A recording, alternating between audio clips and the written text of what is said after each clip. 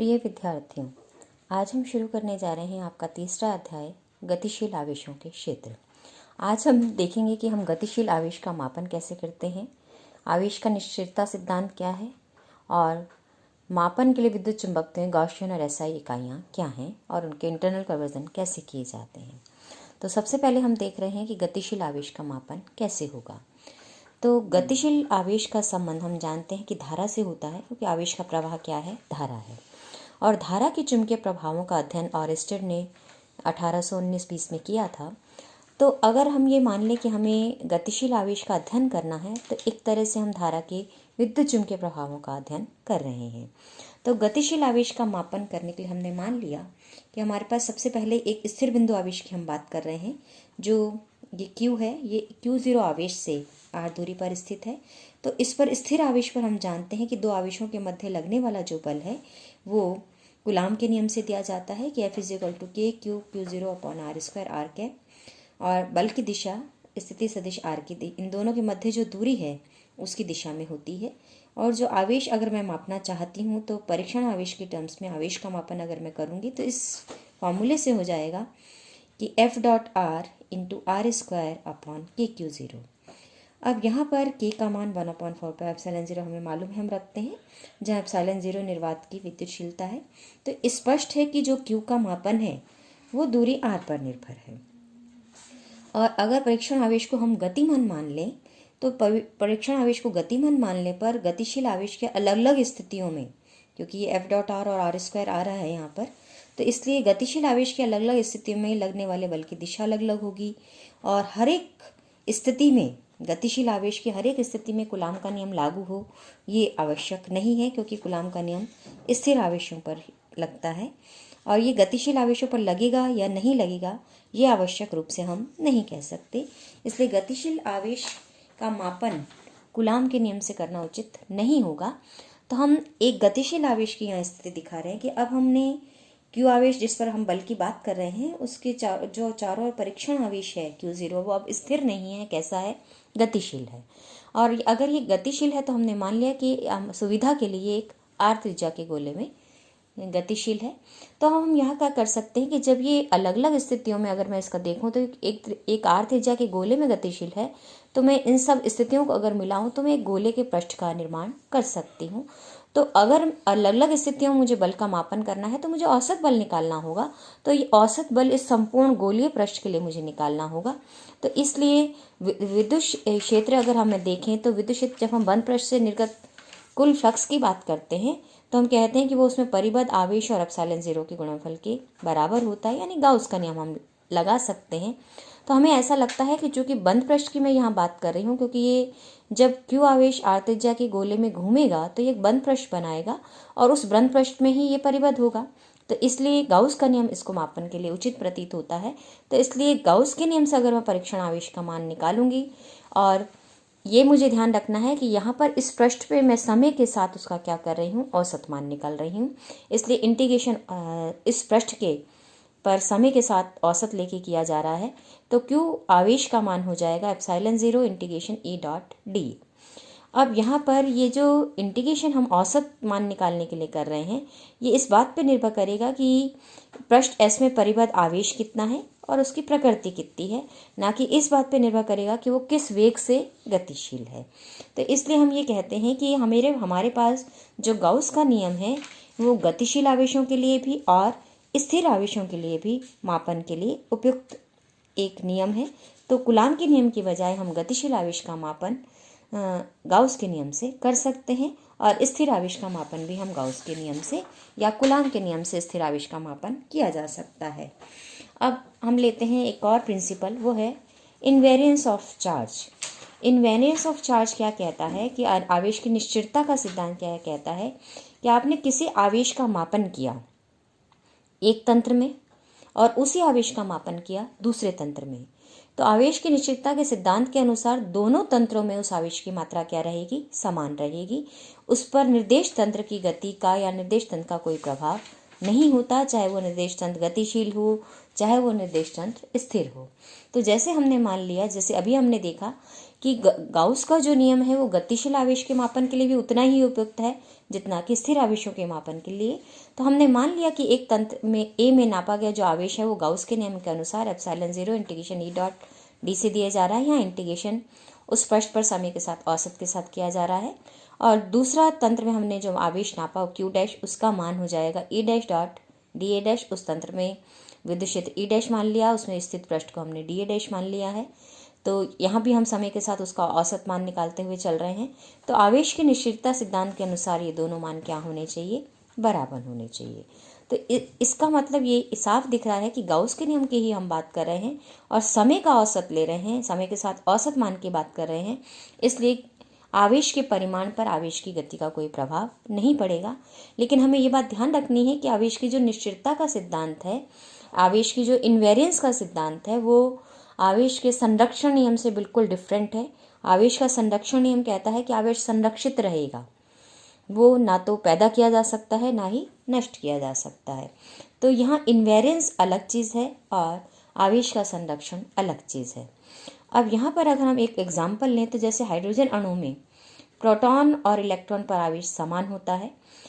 हालांकि हम ये जानते हैं कि प्रोटॉन पे धनावेश होता है, इलेक्ट्रॉन पे ऋणावेश होते हैं और इनकी प्रकृति भिन्न भिन्न है और इनके वेग भी अलग अलग होंगे क्योंकि दोनों का द्रव्यमान अलग अलग होता है। तो भी चूंकि दोनों पर आवेश समान है इसलिए दोनों हाइड्रोजन अणु क्या होता है, उदासीन होता है। इसका मतलब दोनों की गति अलग अलग होने पर भी आवेश समान है। इसका मतलब आवेश की गति का उसके मापन पर कोई प्रभाव नहीं पड़ता है। तो इसका मतलब आवेश निश्चल है, चाहे हम गतिशील तंत्र में नापें चाहे वो स्थिर तंत्र में नापें, या कम वेग से गतिशील तंत्र में नापें या अधिक वेग से गतिशील तंत्र में नापें। तो ये एग्जाम्पल है हमारे पास कि आवेश कैसा रहता है, निश्चल रहता है। अब अगली चीज़ हम देखने जा रहे हैं और वो है आपके पास कि गॉसियन और एसआई इकाइयाँ क्या हैं विद्युत चुंबकत्व मापन की और उनके मध्य संबंध क्या है। गॉसियन विभिन्न हम जो विद्युत चुम्बकीय में राशियों का मापन करते हैं वो सीजीएस पद्धति की बजाय गॉसियन पद्धति यूज़ करते हैं। एक बात हमें ध्यान रखनी है कि सीजीएस पद्धति में हमने जो दूरी नापी वो सेंटीमीटर में नापी, द्रव्यमान मापा किलोग्राम में नापा और जो समय नापा वो सेकंड में नापा। तो गॉसियन पद्धति में भी हम जो दूरी का मापन करते हैं वो सेंटीमीटर में ही करते हैं और जो द्रव्यमान का मापन करते हैं वो ग्राम्स में ही करते हैं और समय का मापन सेकंड में ही करते हैं। तो फिर अंतर कहाँ है? अंतर वो वहाँ आता है जब हम विद्युत चुंबकत्व की बात करते हैं तो हम गॉसियन इकाइयों की बात करते हैं और आवेश मापन की मुख्य इकाई जो गॉसियन में है वो है स्टेट कूलम। जबकि और यही हम कहते हैं कि गॉसियन पद्धति में हम विद्युत चुंबकत्व की जो भी राशियाँ नापेंगे वो इस आधार को मूल आधार मानते हुए नापेंगे। जबकि जब हम एसआई इकाई की बात करते हैं तो एसआई इकाई एक्चुअली एमकेएस पद्धति की ही आगे इकाई है जिसको हम विद्युत चुंबकत्व मापन के लिए काम में लेते हैं। तो एमकेएस में हम जानते हैं कि हम जो दूरी का मापन करते हैं वो मीटर्स में करते हैं, द्रव्यमान का मापन किलोग्राम में करते हैं और समय को सेकंड में ही नापा जाता है। लेकिन विद्युत चुंबकत्व में जब हम चलते हैं तो एसआई जो स्टैंडर्ड आपके पास है इकाई, उसमें हम आपके पास जो मूल इकाई आवेश की ना होकर कौन सी होती है, धारा की होती है और धारा का मापन हम इस इकाई में करते हैं एम्पियर के रूप में करते हैं। तो एक तरह से जो एम्पियर है वो आधार इकाई है एसआई पद्धति की, जबकि गॉसियन पद्धति की आधार इकाई स्टेट कूलम है। तो जो धारा है वो एक डेरिवेटिव हो जाती है, उसका व्युत्पन्न मात्रक होती है। तो इसका मतलब आधार इकाई एसआई में एम्पियर है जबकि गॉसियन में एम्पियर एक व्युत्पन्न मात्रक बन जाता है, मूल मात्रक स्टेट कूलम होता है जो कि आवेश की इकाई है।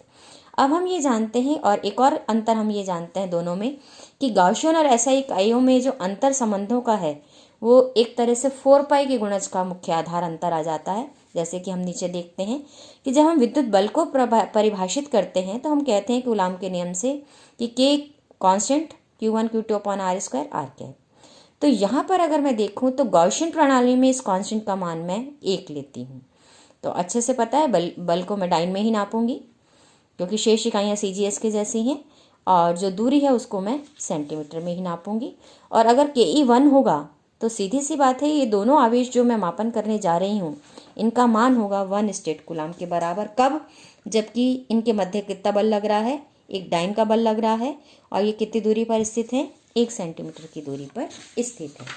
अब हम चलते हैं देखते हैं कि अगर आपके पास एक स्टेट कूलम्ब, अगर मैं इससे डिफाइन कर रही हूँ, जो मेरे पास परिभाषा अभी मैंने दी है कूलम्ब के नियम से, तो यहाँ पर के का मान चूंकि मैंने 1 मान लिया है और Q1 Q2 को मैं 1 स्टेट कूलम्ब की टर्म्स में डिफाइन कर रही हूँ, इसलिए जो आपके पास Q1 Q2 का मान आएगा वो Fe इंटू आर स्क्वायर के रूप में।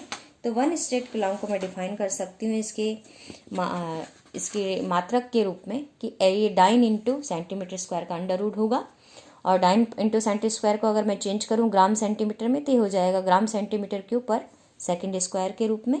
और अगर मैं इसकी विमा दिखाऊं तो इसकी विमा हो जाएगी ml³ अपॉन टी स्क्वायर की पावर हाफ। अब यहाँ पर SI पद्धति में जब मैं बात कर रही हूँ तो SI पद्धति में इसी क्योंकि मैं धारा की मूल इकाई मान रही हूँ तो 2 समांतर धारावाही तारों के मध्य एकांक बल की बात करती हूँ। तो 2 समांतर धारावाहकों की जो मेरे पास तारे हैं उनकी एकांक लंबाई पर जो बल लगता है वो दिया जाता है μ0/2 पाई I1 I2 अपॉन R के द्वारा। तो R को अगर मैं 1 मीटर मान लूँ तो आपके पास अगर इनके मध्य लगने वाला बल प्रति एकांक लंबाई पर 2 × 10⁻⁻7 न्यूटन पर मीटर हो तो इनके मध्य धारा कितनी बह रही है, दोनों के मध्य धारा कितनी बहेगी, 1 एम्पियर की धारा बह रही है।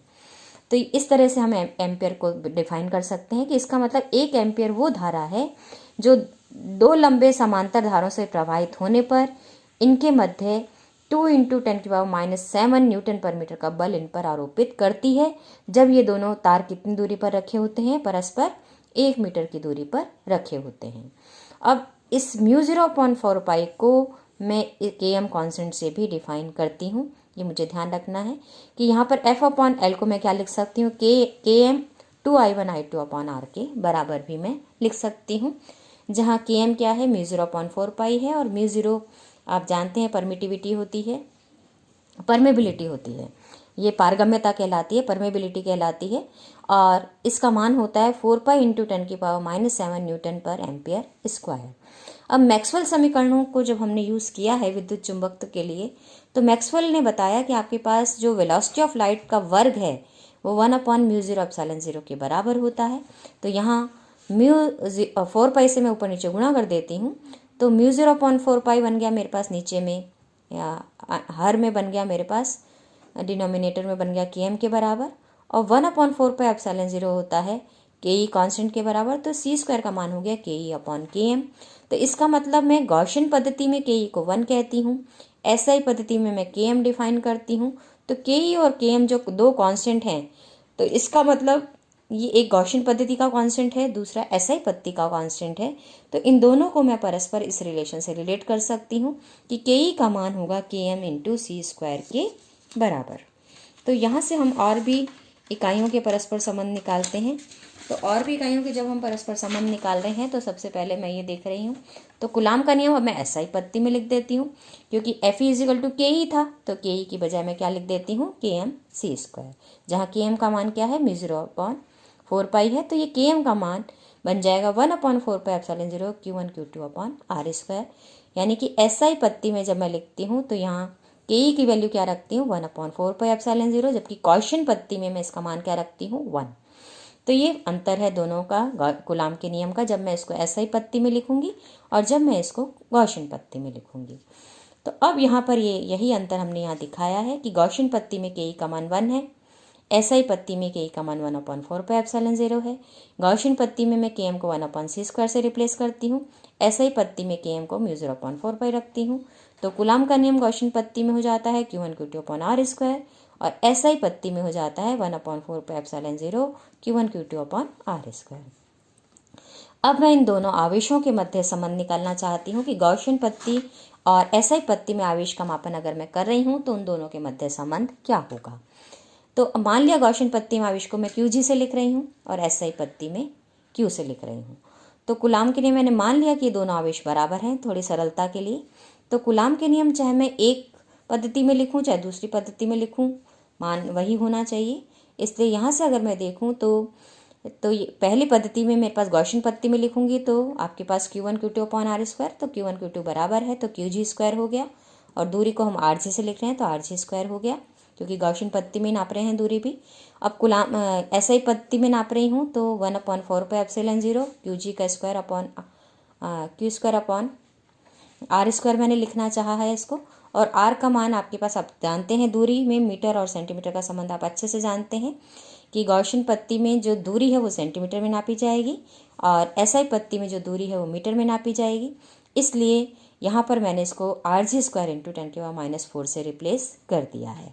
अब यहाँ पर मुझे अच्छे से मालूम है कि ये चूँकि बल का फॉर्मूला है तो यहाँ पर अगर मैं न्यूटन और डाइन का संबंध देखूँ तो 1 न्यूटन = 10⁵ डाइन। तो अगर मैं यहाँ डाइन के में निकाल रही हूँ तो यहाँ मुझे डाइन में कन्वर्ट करने के लिए 10⁵ से गुणा करना पड़ेगा। इसलिए अब Qg² का जो मान है वो आ जाता है, अब यहाँ पर 1/4πε0 का मान मुझे मालूम है 9 × 10⁹ होता है।